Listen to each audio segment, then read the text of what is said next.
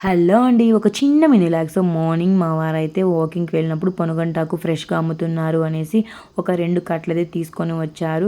ఇంకా రాగానే మా అత్త అయితే పొనగంటాకి కిందున్న కొంచెం కాళ్ళైతే కట్ చేసి గడ్డి అంతా ఉంటుంది కాబట్టి మొత్తం క్లీన్ చేసుకొని ఇలా అయితే పెట్టేసుకున్నాము.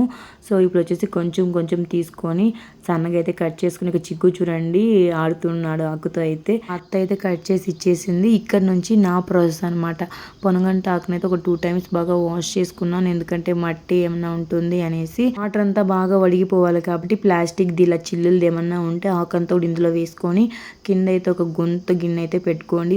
నీళ్ళంతా కూడా బాగా రిమూవ్ అయిపోతుంది. చూసారు కదా ఎన్ని వాటర్ అయితే కింద అయితే రిమూవ్ అయిపోయాయో.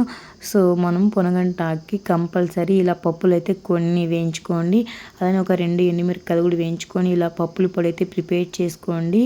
ఇప్పుడు వచ్చేసి స్టవ్ మీద ఒక ప్యాన్ పెట్టేసుకొని 1.5 గంటి ఆయిల్ అయితే వేసుకుంటున్నాను నేను. ఆయిలే సరిపోతుంది ఎందుకంటే ఇంకా అందులో అయితే వాటర్ అయితే ఉంటుంది. కొంచెం ఆవాలు వేసి చిటపటలాడనిచ్చినాక కరివేపాకు, తెల్లగడ్డ, ఎండుమిరపకాయలు అయితే తుంచి వేసుకోండి.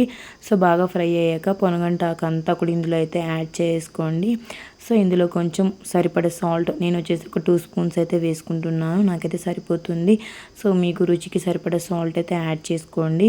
కొంచెం అలాగా పసుపు కూడా యాడ్ చేసుకొని సాల్ట్ పసుపు 2 మిక్స్ అయ్యేలాగా బాగా ఫ్రై చేసుకోండి. 2 మినిట్స్కి ఒకసారి 2 మినిట్స్కి ఒకసారి మూత అయితే పెట్టుకొని ఓపెన్ చేసుకొని కలుపుకుంటూ రండి. వాటర్ చూడండి అప్పటికి ఎన్ని వాటర్ అయితే ఉన్నాయో. వాటర్ అంతా కూడా బాగా ఇనికిపోయేంత వరకు ఫ్రై చేసుకోండి. పొనగంటాకు తినడం వల్ల మన ఆరోగ్యానికి చాలా మంచిది. చాలా బెనిఫిట్స్ అయితే ఉన్నాయి. మన ఆరోగ్యాన్ని అంతా కూడా మేలు చేస్తుంది. తప్పకుండా మీరు కూడా పొనగంటాకుని ట్రై చేసి మీకు ఎలా వచ్చిందో నాకైతే కామెంట్ చేయండి. వాటర్ అంతా కూడా బాగా రిమూవ్ అయిపోయాయి కదా. మనం ఆల్రెడీ దంచి పెట్టుకున్నాం కదా. పప్పుల పొడి కూడా ఇందులో అయితే యాడ్ చేసుకొని బాగా మిక్స్ చేసుకోండి. చాలా టేస్టీగా యమ్మీగా అయితే ఉంటుంది. నాకైతే చాలా ఇష్టము. పల్లెటూరులో వచ్చేసి పొలాల గట్టున చేలల్లో పొనగంటాకు చాలా ఫ్రెష్గా దొరుకుతుంది.